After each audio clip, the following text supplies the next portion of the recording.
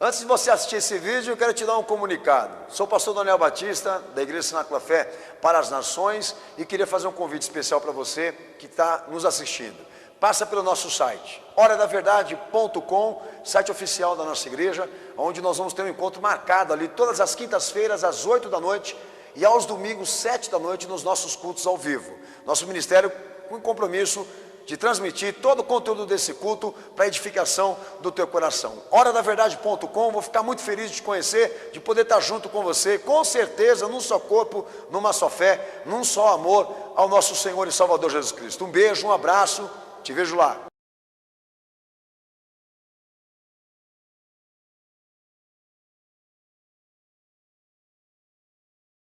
Texto de 1 Timóteo 6,19, que diz o seguinte: que acumulem para si mesmos um bom fundamento para o futuro, para que possam alcançar a vida eterna. Faço questão que você repita, pode ler.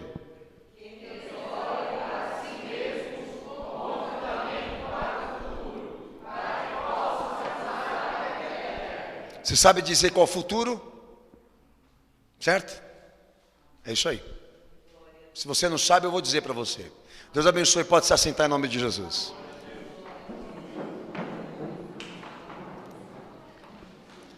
Eu queria dizer à Igreja Cenáculo da Fé que a legitimidade do ministério se deve ao fato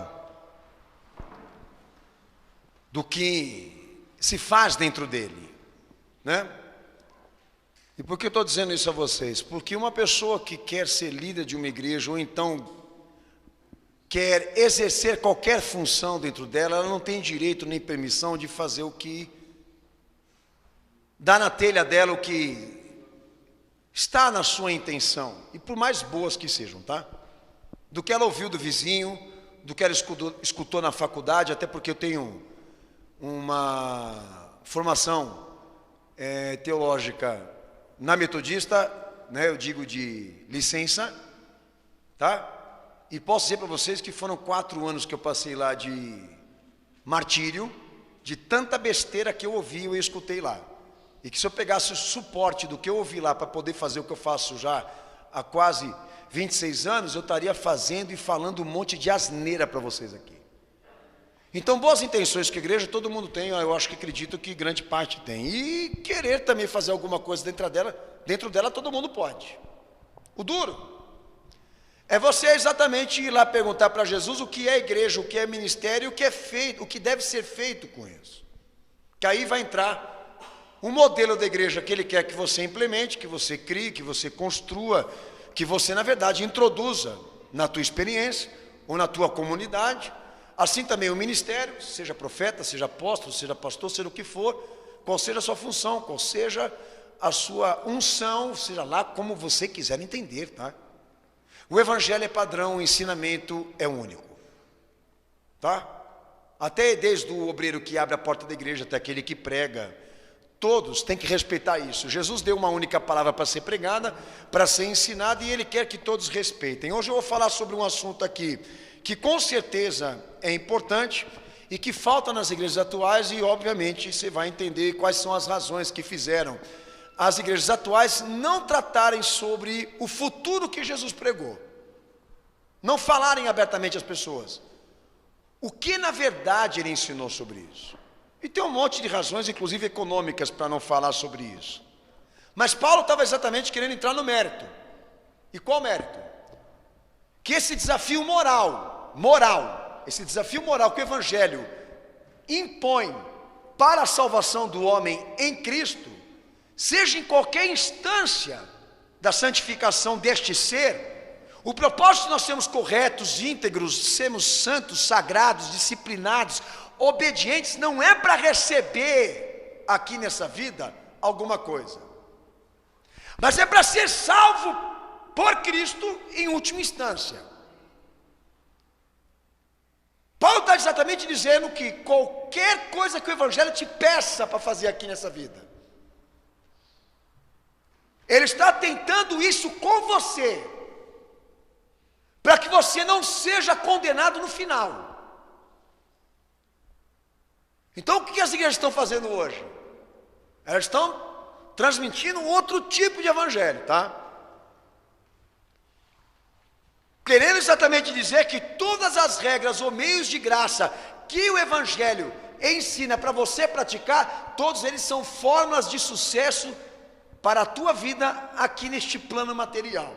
Então nós vimos o evangelho do nosso Senhor, que tem um sentido de pura redenção, sendo transformado em causas sociais, econômicas e até psicológicas. Autoestima, espiritualidade, alegria, realização ou coisa parecida. Mas se você for dentro da palavra de Deus, se você for ali mesmo, frente ao que ele ensinou, você vai entender o que Paulo está querendo exatamente dizer aí. Nós colhemos bênçãos com Deus por meio da fé nas circunstâncias da vida, sim, óbvio, mas não é o plano primordial, principal, prioritário de tudo aquilo que você obedece na fé. O objetivo da obediência e da santidade na vida moral da igreja tem por princípio apresentar todos nós aqui no padrão que Deus impôs para que ele não nos condene. Então, quando Jesus ele foi falar sobre o futuro, ele se preocupou nisso, de dar algumas diretrizes do que ia acontecer com o mundo, de dar algumas diretrizes também do que ia acontecer com os ímpios, que eu já vou falar aqui agora e alarmar, despertar, convocar aqueles que queiram ser crentes para esta visão do futuro, de que nós vamos ser colocados diante de um tribunal, cujo um Deus irado vai julgar. E Jesus procura agora, nesse exato momento, colocar razões suficientes na tua vida para que isso não aconteça. Tá? Esse é o evangelho puro. Então, filho, deixa eu te dizer uma coisa. Se você se batizou e se tornou um cristão por meras circunstâncias, você feriu a fé. Jesus não morreu para te fazer rico, nem famoso, nem bonito e nem mais magro. Ele não morreu na cruz do Calvário, não sofreu como sofreu para te dar uma mansão, um carro bonito, uma roupa clássica, uma roupa moderna ou coisa parecida. Nem botox na cara e nem prótese. Que, aliás, ele não quer colocar, ele quer tirar o que te faz cair. Tá? Mas infelizmente, por causa dos apelos comerciais, por causa desse conceito capitalizado que muitos estão pregando dentro da fé, a igreja está vivendo a maior corrupção de todos os tempos. Ao ponto de eu não ver mais espaço para o puro evangelho ser pregado. Porque está na expressão do rosto das pessoas, que elas não têm mais disposição e vontade para ouvir o correto. Porque já formularam dentro de si a ideia do Jesus mais convencional. E o Jesus mais convencional para o povo hoje lá fora é o que rende. É aquele que é rentável, que tem retorno imediato, que as coisas acontecem espontaneamente, que abre porta, que põe o cara no auge, que dá tudo o que lhe pede e liga na terra, por exemplo. Tá? Por isso vieram esses fenômenos, infelizmente, de lideranças, porque são homens sem escrúpulo, sem princípio, sem caráter, sem honestidade com o evangelho. E por que eles estão liderando? Porque, para mim, o povo ainda continua trocando o Salvador para ficar com o bandido. É puro e simples, é uma questão de lógica e matemática. O apelo público é: mata o que é santo e solta quem é bandido. É a lei que prevalece aqui. Então, qualquer mérito que você quiser tratar, qualquer assunto que você quiser falar, a Bíblia domina e tem um pensamento definitivo sobre isso. Desde a questão material, sexual, moral, espiritual, intelectual, como também sobre as coisas eternas, misteriosas, como ofício, ministério, igreja, tudo, família, tudo o que você quiser. O Evangelho tem um posicionamento firme do que ele gostaria que você fizesse. E nesse caso aqui, para Paulo, quando nós nos posicionamos em Cristo para tentar chegar numa conclusão, o que vai ser, o que vai acontecer, já está pronto para você usar. Ele já disse o que vai ser. Só falta coragem da tua parte exatamente de encarar tudo isso que ele falou e ver se isso está se cumprindo.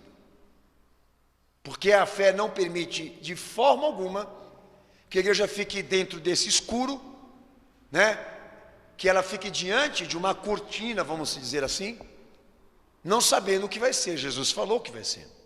E eu queria começar pela questão do que Mateus 24:15 fala, que a palavra sobre o futuro que Cristo trouxe ministrada para a igreja, que tem um ensino escatológico, irmãos, ela tem um sentido oculto para aqueles que estão lá fora, tá? Não aqueles que estão da fé.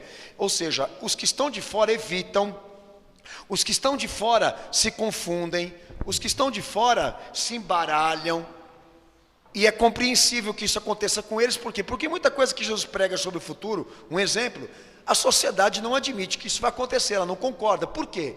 Porque a escatologia é um tema que só tem propósito de ministração para quem tem interesses de redenção, de salvação, de vida eterna. Não tem por que Jesus querer tratar dos assuntos correspondentes ao futuro com pessoas que não sabem nem o que aconteceu com o Filho do Deus eterno no passado. Se elas não conseguirem entender porque ele veio para o mundo, muito mais ainda tem razões para que elas possam também se influenciar com isso, saber o que ele falou sobre o futuro. Então é interessante eu dizer para você hoje aqui que o sentido oculto do que vai ser pregado só pode ser compreensível com aquele que não é da fé. Já o que diz estar na fé e diz ser cristão, se ele não torna o Evangelho uma coisa completa na sua vida para falar também das coisas que vão acontecer, é porque ele está mal intencionado, não é falta de interpretação nem inteligência também, é porque ele não quer, ele ignora mesmo o assunto descaradamente. Leia o texto para o pastor, Mateus 24:15, pode ler.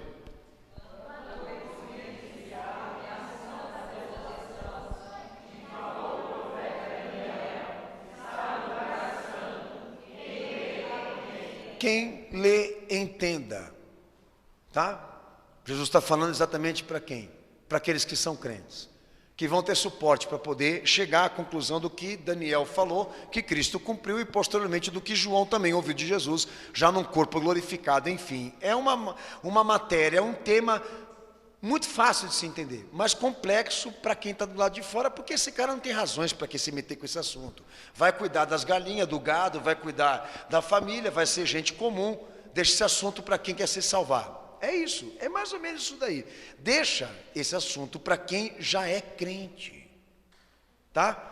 Para quem não está evangelizado, o assunto é a mensagem da cruz, ok? Mas vamos lá para o texto de Mateus, melhor dizendo, 1 Coríntios capítulo 15, leia aí o texto do versículo 23 e 24 para o pastor. 1 Coríntios, Paulo exatamente entrando no mérito aí, da mesma coisa que ele tratou no outro texto que eu li com você. Pode ler em voz alta para o pastor, 23 e 24, pode ler.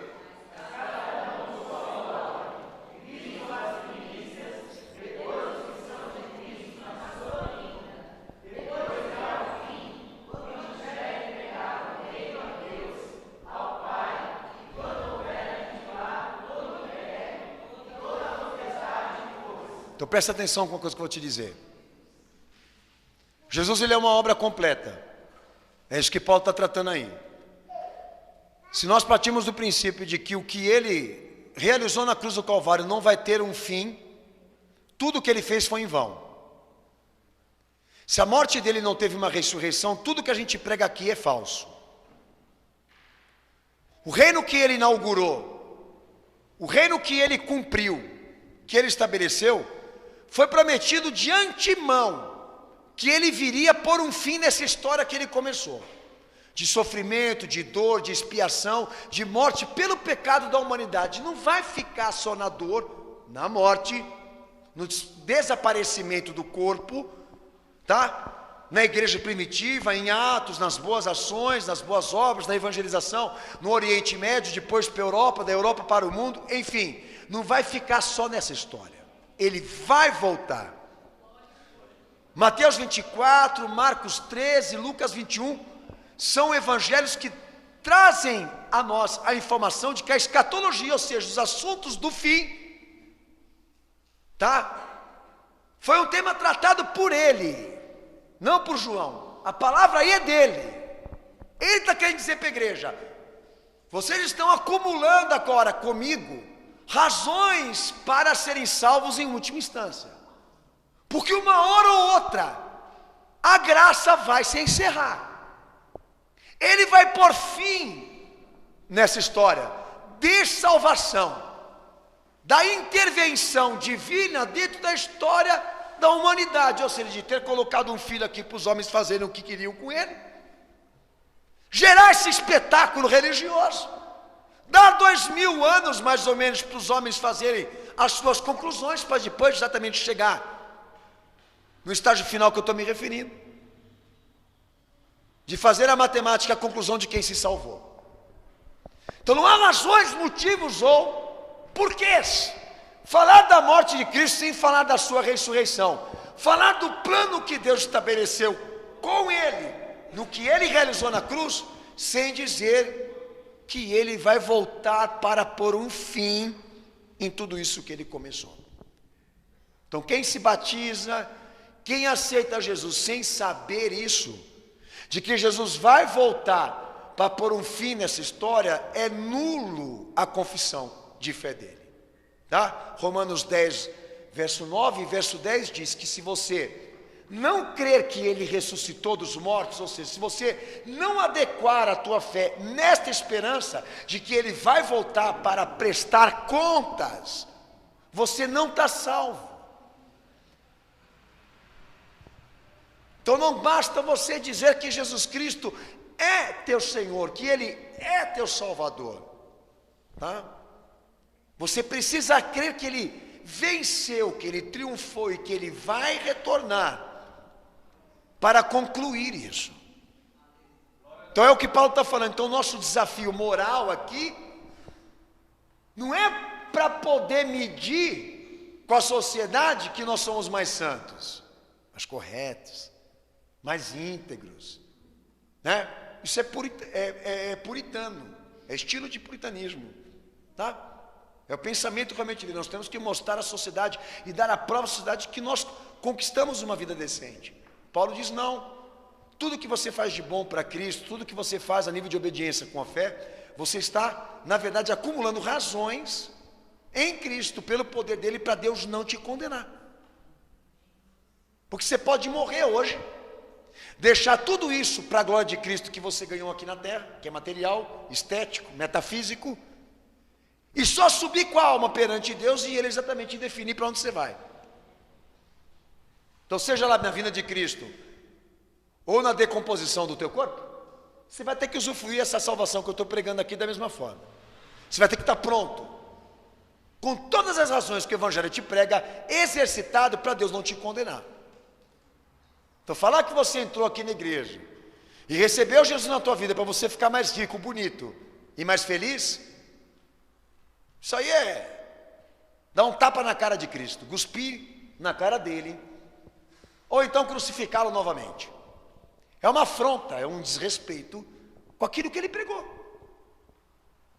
Imagina só uma igreja ensinando isso hoje, em rádios, em meios de comunicação, de que o reino que Jesus estabeleceu, inaugurou, ele não tem sigla, ele não tem partido, ele não tem sistemas de gerenciamento, de gestão, não participa de nada disso que o mundo está vivendo. Não é a máquina estatal, a igreja, ela é a representante desse reino, ou seja, ela é aquela que vai dizer para quem vai estar dentro dela quais são os objetivos que devem ser alcançados aqui. Ela tem total responsabilidade em comunicar às pessoas aqui o que já foi falado por ele. Ela não precisa fazer esforços para interpretar. Não precisa queimar neurônios para chegar na interpretação, porque já está pronto. Gente, foi prometido de antemão que deve ser consumado o final dos séculos, que ele vai vir para pôr fim nessa história que ele iniciou na cruz.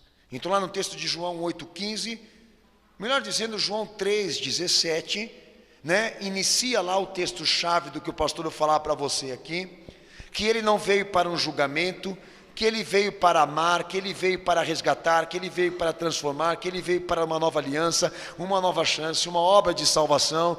Amém? A salvação. Lê o texto.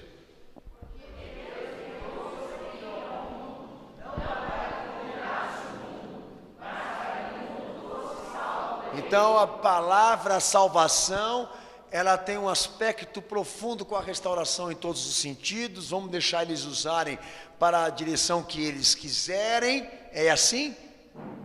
Jesus, ele veio para salvar o mundo, ou seja, salvar é aleatório, falar salvação é aleatório. Ele veio para salvar a humanidade, salvar o homem. A gente precisa ser salvo todo dia de uma situação. Todo dia nós temos alguma situação da qual Deus tem que nos salvar. Tá? É disso que eu estou falando aqui. Mas esta salvação aí, que ele veio representar a graça, a misericórdia, com ele e com a sua obra, ela tem um objetivo a atingir comigo e com você, que não é as oportunidades aqui nesse mundo, tá? Ele não veio condenar, ele não veio imputar a condenação. O seu propósito, e o Pai queria isso com ele, é que a sua morte, a sua oferta, a sua dor fosse expiatória, resgatadora, redentora, transformadora, em todos os sentidos, sim. Mas para onde estes fundamentos, esses testemunhos, estas conquistas que o povo anda pregando por aí, dizendo que recebeu dele, para onde isso se dirige? Para que direção isso vai? Para o banco?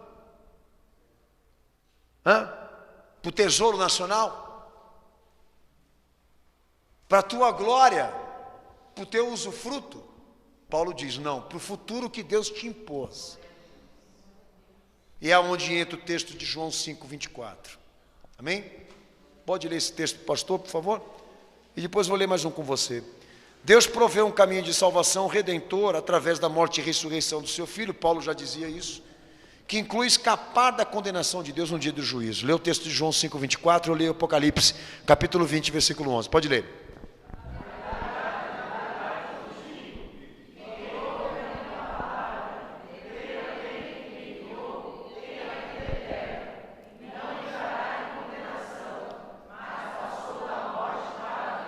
Amém? Se você entrar lá em Apocalipse 20, verso 11 ao verso 15, Jesus está falando dessa condenação, o estágio final. Os mortos, o mar entregando os mortos, e Deus julgando vivos mortos, abrindo o livro da vida deles, que é a segunda morte, ou seja, a condenação final, o estágio final. É disso que Jesus está falando aí. Todos nós estávamos condenados, então Deus estabeleceu um caminho de salvação para a humanidade, abreviou tempos, aonde todos pudessem se salvar.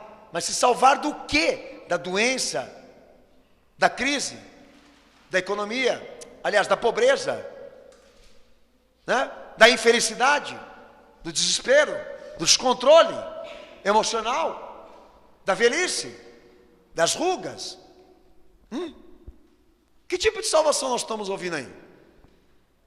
Deus propõe um caminho de salvação para salvar a humanidade do quê? Dos falsos governantes, dos roubos, dos homicídios, eles continuam. A corrupção continua. Nada nesse mundo mudou. Você tem que entender isso. Então, de que salvação nós estamos falando aqui? Daquilo que Apocalipse 20 fala.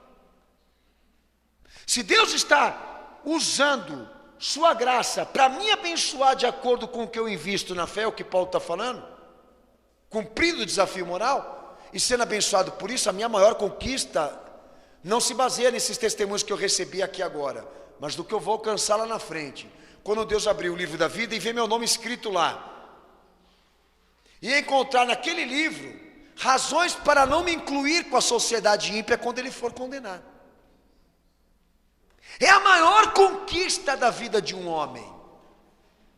Para o Evangelho, é o coração do pensamento cristão.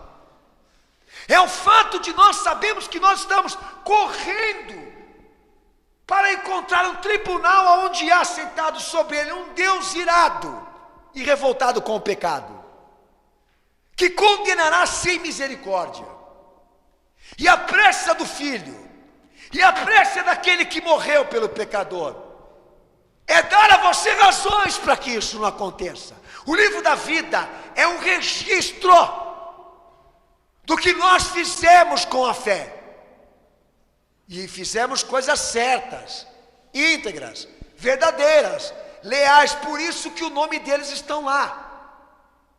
Porque foram restaurados, reconstruídos, transformados e não reduziram o evangelho da redenção em questões sociais, ideológicas, sentimentalistas, comerciais. Levaram a sério a morte e a ressurreição do Filho de Deus, transformando tudo isso a nível de graça em um bom testemunho e legítimo testemunho de fé. Porque o caminho que ele trilha do sucesso, da bem-aventurança, é o que Jesus disse para os seus discípulos, é o fato dele ter o nome dele escrito no livro da vida. Ah, pastor, isso é religiosidade. Não, filho, não é religiosidade. Não tem nada de religiosidade, fanatismo. Não vem com essas palavras para mim, não. Você quer debater comigo? Acabar o culto, a gente conversa. Isso é contexto, é pegar Jesus do início ao fim. Não é fazer o que o povo está fazendo aí. Partindo ele, passando manteiga e mandando para dentro como se isso aí fosse um pão comum. Cada um pega a cruz como quer. Sim, cada um pega a cruz como quer. A Igreja Católica não botou a cruz como insígnia de conquista territorial, não mandou um monte de camponês lá para representar a causa do Papa, dizendo que era sagrada e que Deus havia mandado, e um monte de gente morreu por isso. Que tem idiota para tudo nesse mundo. Vão fazer o quê? A Bíblia está aí. Olha, filho, vem cá. Jesus passou ontem no meu quarto, falou para mim que se você me obedecer e for lutar lá no campo, você vai tirar a tua família do inferno. Ah, legal, hein? Tá bom, então amanhã mesmo eu estou aí fardado para lutar por você, tá bom? E o que foram dessas pessoas? Não foi. Porque elas também tiveram a oportunidade de fazer a coisa certa e correta e não fizeram. Tá? Eu digo correto e certo com aquilo que tem que ser feito agora. Tá? Que me protege do que vai vir amanhã, do que está para vir. É o que você está fazendo aqui. Pastor, estou com crise. Eu também. Estou com problemas, eu também estou cheio deles. A gente vai na medida. Se Deus dá graça, a gente recupera. Se Deus nos dá, porque algum propósito ele tem, mas nós vamos vivendo debaixo de aflição, de contratempos, muitas vezes sendo abençoado, muitas vezes sendo provado. Mas a nossa conquista, a conquista que nos realiza, não está no fator da circunstância que eu vivi hoje, que eu consegui hoje, que eu venho conseguindo, mas no que eu consegui acumular de legítimo para quando chegar lá na frente Deus olhar para mim e dizer para mim, eu sei quem você é. Teu pastor pode te conhecer, tua igreja pode te conhecer, mas será que lá no livro da vida o teu nome está escrito? Ah, meu pastor falou que está, quem é ele para dizer? Aí que está o desafio moral. Ô filho, vai saber lá o que Jesus pediu para você fazer em vida, a nível de humanidade, a nível de espiritualidade, contexto humano. Vai lá procurar saber do Salvador o que você tem que cumprir antes da tua morte, então antes da vinda dele. Daí você vai descobrir que dentro dessa roupagem espiritual não se encontra você. Daí você vai saber por que a gente chora, por que a gente ora, por que a gente se constrange, por que a gente muitas vezes se perplexa, se cobra. Porque nós não somos fanáticos, nós temos o entendimento e a compreensão do desafio. Não é dar uma mostra ao mundo de que nós somos mais santos, mas de que nós estamos tentando nos salvar do que ainda não veio.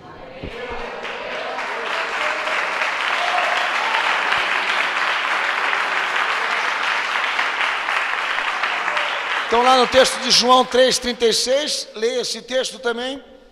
Então daí a gente passa a tratar a salvação de Deus como um presente dele, mediante a fé no seu único Filho. E quando eu falo fé, eu falo uma vida por Ele, tá? Quando eu falo fé, eu falo, eu creio em Jesus. Quem crê em Jesus aqui? Levanta a mão, quem crê em Jesus? Levanta a mão. Fala amém. Amém. Ok, agora quem tem uma vida por Ele? De quem é esse jegue? Amém, aleluia. Vocês estão acostumados, eu também estou. Dá glória a Deus, aleluia, aleluia. O Evangelho fala assim, olha filho, não é tão fácil assim não. Quem tem uma vida por Ele? É quem tem fé. Já quem tem o costume de professar o seu nome, isso é muito fácil conquistar. Difícil é crer e viver por Ele. Lê o texto.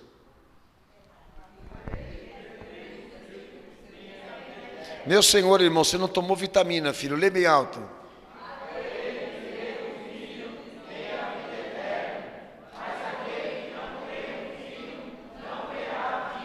João. Amém, Jesus. João 5,24, lê agora o mesmo texto. Mesmo ensinamento. Pode ler.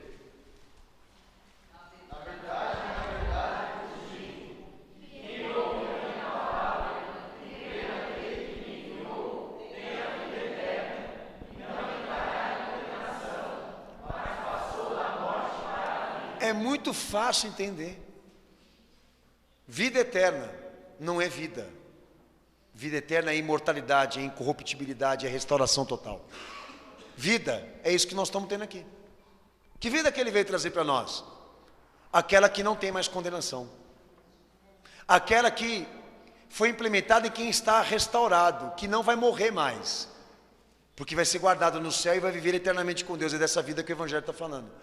Quem crê nele tem a vida eterna. Quem não crê nele já está condenado. Mas o cara está condenado, mas está vivendo. Está se profissionalizando, está estudando, é famoso, está gravando até CD gospel. Está ganhando o disco de platina de melhor voz. E está usando o nome de Jesus também, para ele mesmo. Mas o salvo é diferente. Aquele que usufrui da salvação, ele usufrui de uma liberdade aonde ele não se sente preso para fazer o que Cristo quer. Tá?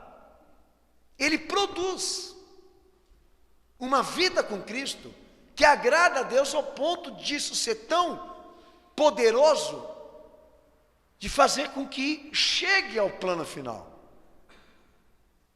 Restaurado completamente, para que Deus então diga, agora você se salvou. Como é que foi a salvação do bandido que estava à direita? Mesmíssima coisa. Enquanto o da esquerda estava dizendo, me livra dessa morte, o do da direita pedia, Senhor, me leva para o teu reino. Ele quis participar desse reino que Jesus veio estabelecer. E ele entendeu que esse reino que Jesus veio estabelecer poderia livrá-lo da morte e da condenação.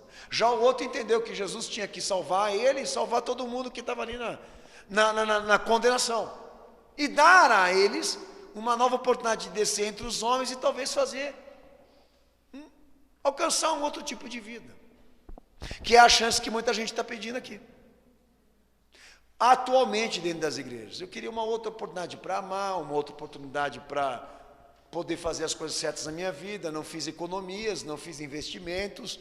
não cuidei bem da minha saúde, hoje eu tenho gastrite, hoje eu tenho artrite, entendeu? Eu queria fazer as coisas corretas na minha vida. Eu acho que está em tempo ainda, se Deus me ajudar, né? Queria criar meus filhos e ter netos, né? Envelhecer ao lado da minha mulher, e de vez em quando coloco no Facebook um velhinho segurando a velhinha no colo. É lindo, é maravilhoso, filosoficamente maravilhoso. Mas não tem nada a ver com o Evangelho. As pessoas, elas conquistam muitas coisas aqui nessa terra aqui, muitas conseguem chegar ao topo disso, mas para Cristo elas chegam ali sem nada, porque tudo que elas estão batalhando e lutando para ter, também foi um meio de salvação para ela, de conquista e salvação. Elas atribuem até a ajuda divina. Obrigado, Senhor, obrigado, Deus, porque tudo ocorreu como eu sonhei. Só que ela não está salva do que está para vir, do que vai acontecer. Alguém tem que dizer isso para ela. Você pode ter conquistado o prêmio dos homens aqui, mas o prêmio que Deus queria te dar, você não tem. Então isso faz a igreja ser a igreja de Cristo. O fato dela olhar para as coisas da vida, do mundo, e ter um pensamento dele sobre tudo isso, do que é prioridade, do que é mais importante, do que tem que ser feito agora, do que tem que ser realizado, do que tem que ser investido. Porque muita gente trata a santidade com mérito, e para mim santidade é necessidade. Você não está fazendo as coisas corretas aqui para poder colher isso aqui. Você está fazendo isso para poder chegar no final e apresentar todo esse trabalho perante aquele que vai te julgar. Por isso disse Paulo: nada trouxemos para este mundo e nada nós vamos levar daqui. É o verdadeiro evangelho. Muitos se desviaram da fé por ganância, por pura ganância, por amor ao dinheiro, por amor ao poder. Muitos se desviaram por causa do materialismo, por causa das metas físicas. E o apelo que ele faz, qual é? De que nós pudéssemos investir aonde, na verdade, Cristo habita, aonde Ele está, aonde Ele trabalha, aonde Ele investe o seu reino, aqui dentro de nós. Que talvez na tua vida esteja podre, comprometido, deteriorado, completamente desproporcional, mas você está dizendo que você é um cristão por pura simpatia. É o que eu estou querendo te demonstrar aqui. A salvação é um presente de Deus que vem de acordo com a fé, como segue em Atos 4:12, Atos 16:30, 31, que foi a pregação da igreja primitiva. A verdadeira pregação. Arrependemos, pois, porque é chegado o reino do céu. Pregaram constantemente, repetidamente, a chamada do arrependimento. E hoje os pregadores aqui pensam: mas para que ficar pedindo para o povo se arrepender, se contritar, se entristecer? Vamos ser felizes. Para que crítica? Para que disciplina? Para que exortação? Vamos ser felizes, gente. É o que mais está pegando. É a moda. O cara não veio se salvar no que eu estou pregando aqui, ele veio buscar autoestima, ficar de bem com ele mesmo, valorizar o seu ser. Se Jesus falar para ele: pega a tua cruz, nega a si mesmo, vem e me segue, ele vai chamar Jesus de louco? Maluco? Então quase a ponto de falar também. Daí, em João 9:39, o Senhor já deixando claro sua missão com o crente, recuperar do que Adão fez para apresentá-lo diante de Deus aprovado, deixando claro que a sua missão era fazer com que aqueles que crescem nele escapassem do juízo e da condenação que virá pelas mãos do Deus irado. Olha o que ele fala aí em João 9:39, pode ler para o pastor.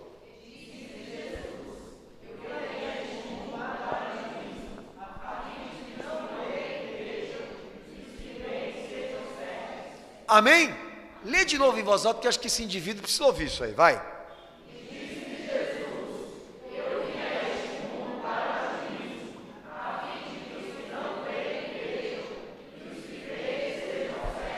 A presença dele aqui já julgou o mundo.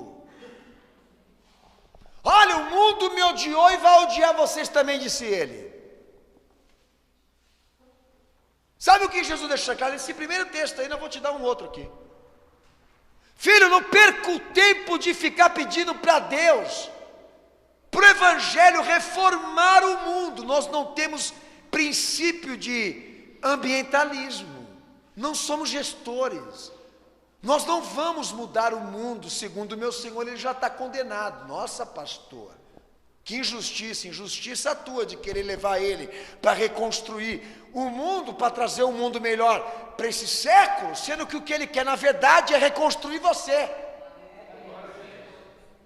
Você quer ser gestor, isso é um problema teu.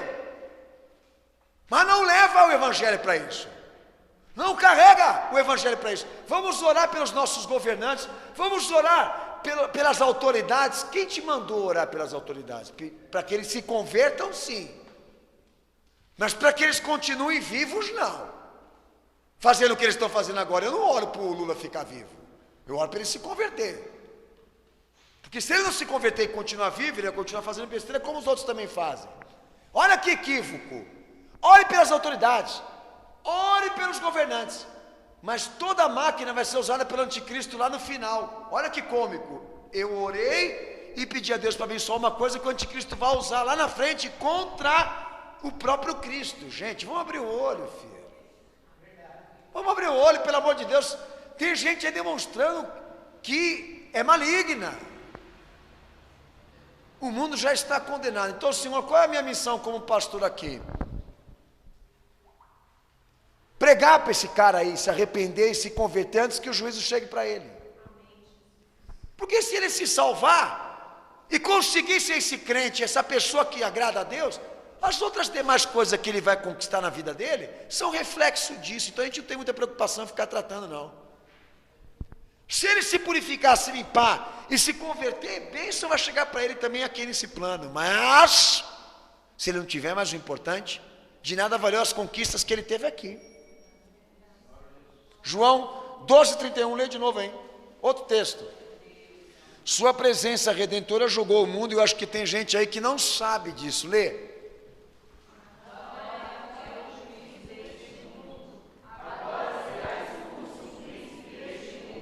Amém? Quem está falando aí? É o cenáculo.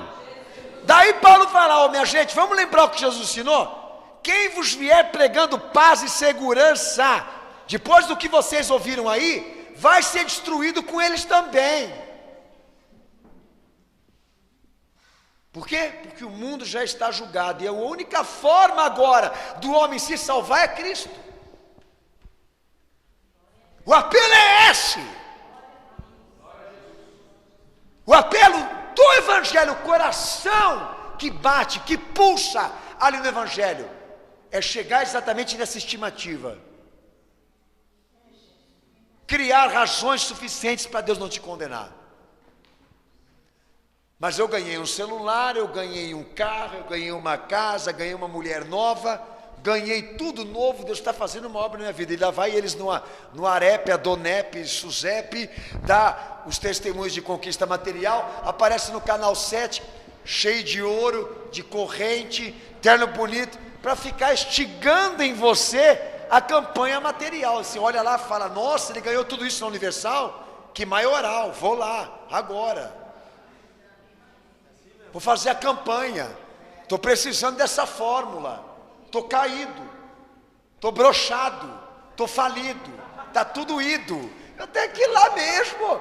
Entendeu? Pegar essa fórmula. E pode perceber, não bota ninguém feio, só bota a cara na estica. Entendeu? Eles sabem como aguçar a sociedade. Se ela é ambiciosa, se ela é pervertida, ela cede a todos os apelos. Amém ou não? Há esses tipos de utopia. Bota o paraíso no deserto para você ver se o cara não sai correndo. Parece cachorro correndo atrás de linguiça. Você bota lá o paraíso lá na frente, ele vai correr, porque é uma vertigem, ele está enxergando, entendeu? Como é que chama aquele Ares? Como é que é aquela? Não é miragem, não, aquela oásis. Ele está lá, é um deserto, o sol está queimando, está dando tudo errado. Botaram lá um oásis na frente dele. Para que você luta? Para que você corre? Para que você guerreia? O Evangelho te pergunta isso. Se luta pelas coisas do mundo aqui, por que se o mundo já está condenado? Vamos mandar os pastores para orar pela África. Vamos mandar gente para pregar. Vamos mandar gente lá no Rio de Janeiro. Vamos mandar gente lá não sei aonde, lá para o crime ser solucionado. Vamos fazer campanha para a criminalidade, para tudo que está dando errado na sociedade em si. Vamos pregar, minha gente. Porque o mundo não vai ser transformado por ele. Ele não quer transformar o mundo, mas convocar pessoas que queiram se salvar do que vem aí.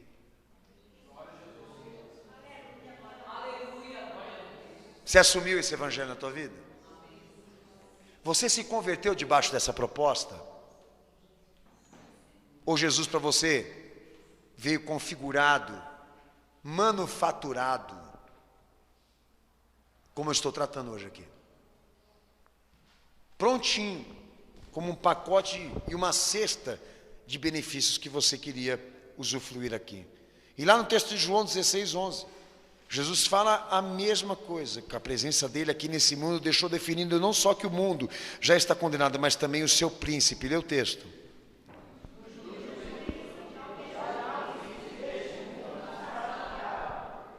Amém? Lê de novo bem alto.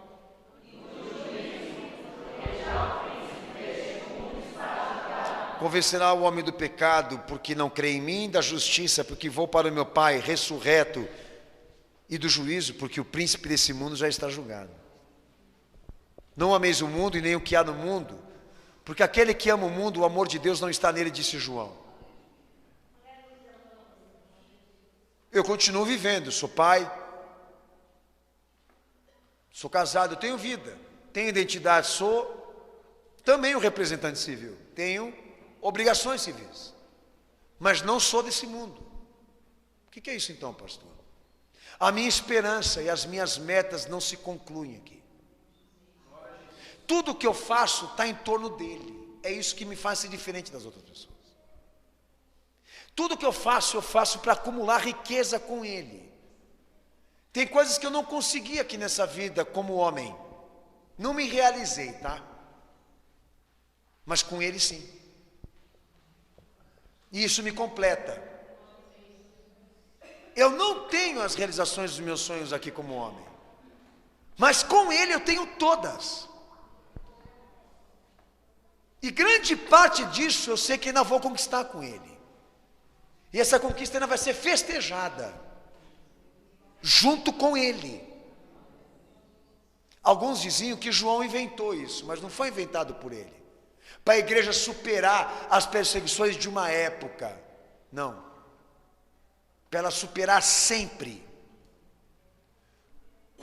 Quando a vida quiser impor a ela todas estas regras, que ela não se cansasse de lutar por Cristo, nem pela salvação dela, porque vale o esforço, vale a dedicação, vale uma vida por Ele, porque nós não corremos para alcançar uma coroa corruptível, disse Paulo, mas por um prêmio eterno, glorioso, que nós vamos desfrutar quando Ele se manifestar no céu.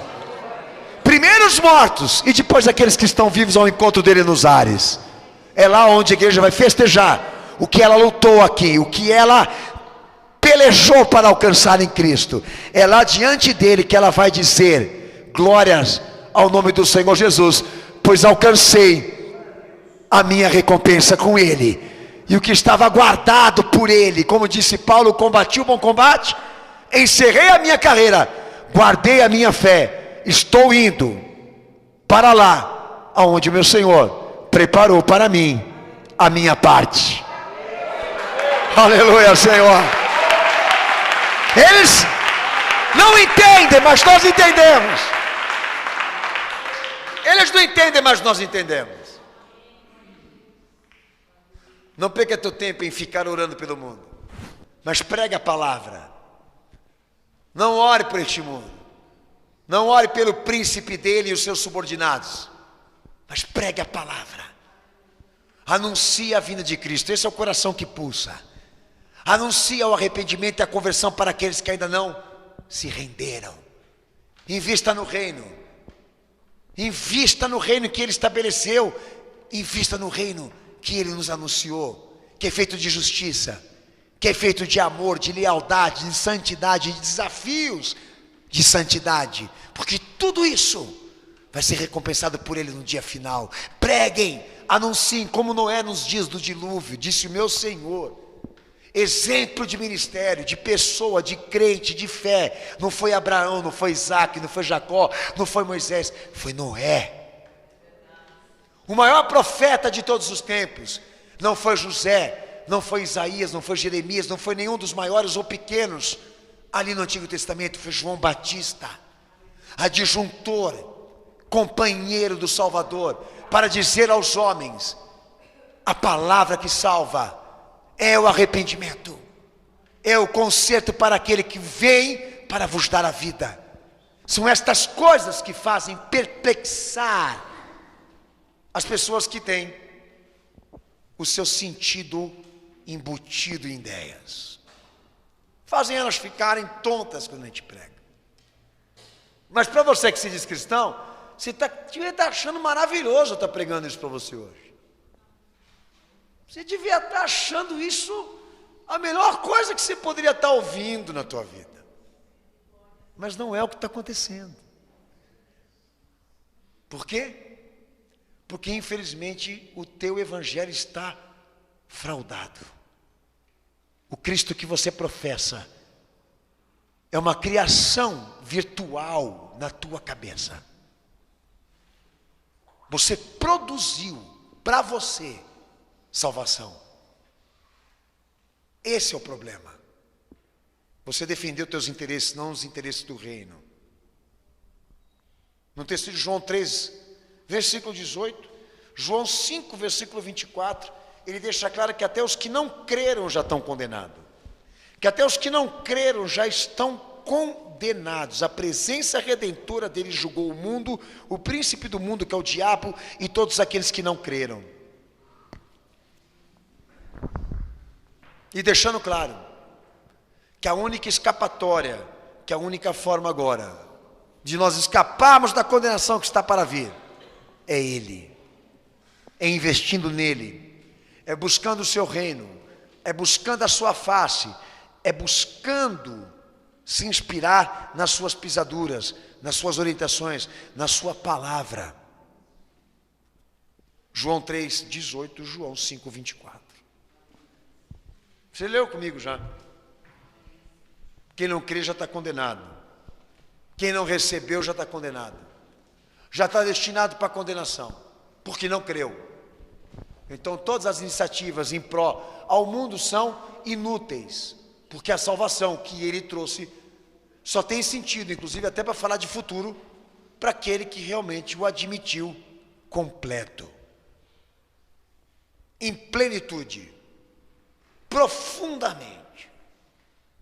Então, como disse para você, eu tenho frustrações, eu tenho decepções, não vivo uma fé invicta, não existe vida cristã invicta aqui nesse mundo.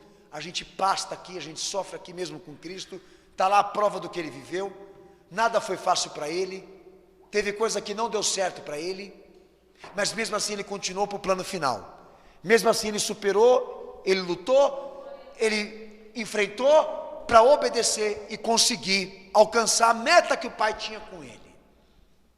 Ser o Salvador do mundo. Então se as coisas não estão dando certo para você, por causa de alguém, ou de alguma situação, você não pode transferir isso porque eu estou te pregando aqui. Porque Ele te garantiu essa obra. Ele morreu para que ela acontecesse na tua vida. Ele morreu para que você fosse restaurado. Para que essa esperança, inclusive, tivesse viva dentro de você. mas não está. Não faz parte da tua fé. Não faz parte da tua visão do que você procura alcançar. Você está esgotado. Você está fadigado, você está derrubado, você está em desistência total acerca dele. E você não está percebendo o motivo disso. Se deve ao fato de que não há uma concordância entre ele e você. Ele quer te levar para um lado, mas você quer ir para o outro. Desafio moral. Chega um cara aqui para mim e fala assim para mim: ô pastor, eu vi o senhor pregando sobre conduta matrimonial. E o senhor ensinando e dando texto de que uma pessoa não tem direito de se casar de novo. Seja cristão ou não. Seja o tempo da ignorância ou o tempo do conhecimento. Porque o matrimônio foi instituído por Deus e é indissolúvel. Ok, é isso que está na Bíblia. E a minha felicidade? E a minha realização? E a minha alegria? Filho, se você quiser entrar nesse método que te satisfaz, te realiza, você não vai se salvar. Você tem que pensar o seguinte: vale a pena ou não você se sacrificar e se adaptar ao desafio de ser sagrado e consagrado para se salvar? Quanto vale a tua alma para você? Qual a importância que ela tem para você? Se ela for importante em Cristo, você vai descartar essa felicidade para ganhar Cristo. Nem que você tenha se tornar um eunuco, tem que viver sozinho o resto da vida, porque a mulher está com o outro. Você vai pagar o preço. A questão aqui é a seguinte: é que você não quer isso. Então, se você não quer isso, eu não tenho nem que discutir com você. Procure a igreja mais próxima da tua casa e continue ouvindo essas besteiras. Liga o canal 7 e o canal 3, você vai ouvir isso, falar sobre mística, esoterismo e política e obrigações sociais. Fica à vontade, filho, vai se entupir dessas porcarias aí. Disse o meu Senhor: estarão dois andando num campo, um vai ser tirado e o outro vai ficar. Quem lembra? Estarão dois deitados na cama, amorzinho, queridinha. Um sobe e o outro fica. Tchau. Vai, ô cristão da família. Luta pela salvação dos teus familiares. Mas você se divide deles quando Jesus volta. É assim, o que é dele, ele quer para ele. Se tem uma família aqui, é a família dos salvos, não a família genética, biológica, mas a família que ele construiu pelo seu sacrifício. Muda tudo, tá? Radicalmente tudo do que está sendo pregado por aí. Quando o nosso futuro é o futuro que ele pregou, que ele anunciou, fica claro quem é essa igreja, quem é esse povo, o que eles buscam, o que eles querem. É isso. Por que o povo não consegue ser feliz com o que tem? Porque quer mais do que tem. E não se saciam. Sempre estão descontentes. Lá no texto de Mateus 25, ele fala de uma parábola lá. E impõe implicações práticas nesse assunto que eu estou te pregando aqui, sobre o futuro que ele quer que você creia e viva. Tá? Lê o texto aí, não vou ler, mas abra ele só para você dar uma meditação rápida aqui.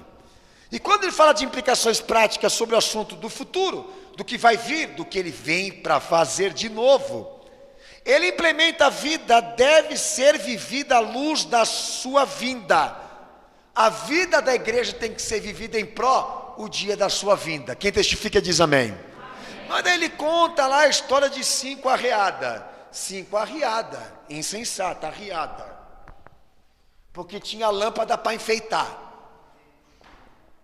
Vem o noivo e elas chegam na conclusão de que faltava uma coisa muito importante que elas não quiserem comprar antes do dia. E foram pedir para as que tinham: dá um pouquinho. As que tinham disseram: não dá tempo, filha. Eu tenho uma notícia muito triste para te dizer: já morreu, já era. Não dá mais para resgatar o que está em decomposição aí. Não tem purgatório, já era. Teve a chance. É mais ou menos o que Jesus está tratando aí. Qual é a implicação? Que a partir do momento que nós somos insensatos acerca daquilo que ele está prevendo, anunciando o que vem, nós corremos o risco de pôr a perder tudo aquilo que nós ouvimos aqui. Está aqui, ó. Falta de prontidão gera condenação. Se você não olha para o futuro como Ele olha, se você não trabalha pelo que Ele te pediu, para se sacrificar, a fim de buscar lá na frente, e dorme, descansa e esquece disso. Eu não quero saber de notícias ruins, eu não quero saber de nada negativo, eu quero paz, eu quero alegria, eu vou meditar hoje. Vai, pode ir. Você está cumprindo exatamente a parte das inúteis. Todas as vezes que você se nega a abrir a janela e ver as coisas que estão acontecendo, que cumpre o que Ele falou. Que nem ONU, Unesco, Unicef, Ordem Mundial, chip, biochip, biometria, nanotecnologia, governo tecnológico. A subjetividade virtual são coisas que são técnicas, científicas e confirmadas e anunciadas no novo milênio pela ONU. Coisas que eu venho tratando sempre, que só em um capítulo ele disse tudo. Apocalipse 13 ele fala de ordem mundial, Apocalipse 13 ele fala de nanotecnologia, biotecnologia, educação mundial, transmissão de imagem. Ele fala de tudo ali com João em um só capítulo. Dos blocos de livre comércio, as 7 potências de desenvolvimento, tudo isso que está acontecendo aí, nível de unificação de poderes. Mas deixa, eu não quero ver isso, eu não quero olhar para isso, não tem porquê. Tem sim, porque você pode ser vencido a qualquer momento, simplesmente por esta questão, vencido pelos apelos do mundo, por não querer se edificar. Nestas razões que me fazem ainda ser forte nisso. Estou indo para o céu. Estou mais próximo daquilo que eu imagino, de ver o meu Senhor rasgar o céu dessa terra e poder conhecê-lo como Ele é. O maior sonho, a maior riqueza, a maior conquista de um cristão é uma vida vivida no dia do Senhor, no seu grande dia. Daí lá no texto que segue no capítulo 25, os talentos, que ele entra no mesmo ponto, impondo implicações práticas sobre esse assunto. E ele fala dos tipos de crente que a igreja teria. Aqueles que investiriam, aqueles que foram encarregados em guardar o evangelho, investiriam, produziriam o evangelho vivo nas suas vidas. Mas tinha um lá que ele ia enterrar, guardar em si mesmo, e esse aí ia ser condenado. Ele trata exatamente essa questão. O que pode acontecer se todo esse conhecimento cauterizar a tua mente e virar um simples estado de intelectualidade? É um cara que conhece muito a palavra, é um cara que entende tudo sobre a palavra, mas não pregou, não evangelizou, não produziu, não rendeu, enterrou tudo em si mesmo. O que Jesus vai fazer com ele? Amarra os pés dele, os braços dele e joga ele no fogo. Porque o evangelho foi dado e confiado para nós para ser o quê? Rico com almas. Mas eu não tenho trabalhado nisso, eu não tenho feito nada por isso. Pois é. Então você está prestes a ser condenado. E ele trata disso. Mais para frente ele fala também no mesmo capítulo a parábola dos bodes e das ovelhas. Quem já leu? E ele fala do quê? Daqueles que iam vir para a fé, mas não queriam compromisso com o próximo. Não queriam pensar no outro, no que poderia ser feito para ele também se salvar, de ajudar ele. Então ele vem em glória para separar o joio do trigo, o bode das ovelhas. E trazer condenação sobre aqueles que nunca tiveram um compromisso de amar o seu próximo como ama a si mesmo. São razões práticas que ele dá para a igreja no evangelho. Crie um bom fundamento, construa, tenha prazer de servir a Cristo, tenha prazer de cumprir os propósitos da fé, tenha prazer e alegria de cumprir cada vírgula que ele te pediu, porque fazendo isso, você dá razões para Deus não te condenar. Compre o azeite e põe na tua lamparina, desenterra o teu talento e valoriza a riqueza desse conhecimento que você recebeu dele, para que cheguem também para outros. Porque a improdutividade, a insensatez pode te condenar sim, mesmo você professando que Ele é Senhor. Se ficar claro que você não tem frutos, que você não rendeu, que você não glorificou aqui nesse mundo, nessa vida, não foi luz, não foi sal, não representou bem, eis que o machado está posto à raiz e ele vai te cortar. E não vai ter igreja e pastor que vai conseguir te salvar. Que tipo de crentes nós somos? Que Jesus que nós aceitamos? Estou contestando isso hoje aqui. Será que você realmente professa o verdadeiro? Hoje você vai pensar então. Até a mãe que vai pegar o filho e vai dizer: ai filho, você vai ser um grande médico. O Espírito Santo vai falar para ela assim: olha minha senhora, não vai dar tempo não. O fim vai chegar antes. Nós estamos indo para 2017. Alguém esperava chegar até aqui? Mas pode ter certeza de uma coisa, né? Tem algumas coisas para acontecer. Não aconteceu tudo o que precisa. Não queremos antecipar a vinda de Cristo com falsos anunciamentos para virar vagabundo também. Não, tem algumas coisas que tem que acontecer ainda, que não estão muito bem claras, mas está muito perto dele pôr fim nessa história. E eu gostaria que o fim da história, para você, fosse boa, não ruim, mas boa. Que você não estivesse no meio daqueles que vão chorar e gemer quando viram no céu e lembrar disso tudo que eu estou pregando aqui. Gostaria que você não estivesse nesse meio, que você estivesse nessa igreja que está espalhada, tá? Aonde vai ser levada a Ele, porque tem todas as razões suficientes para Ele salvá-la do Deus irado. Nenhuma condenação há para aqueles que estão em Cristo Jesus, que não andam mais segundo a carne, mas segundo o que o Espírito anuncia à sua igreja que tem ouvidos para ouvir. Abaixa tua cabeça, fecha teus olhos, irmão.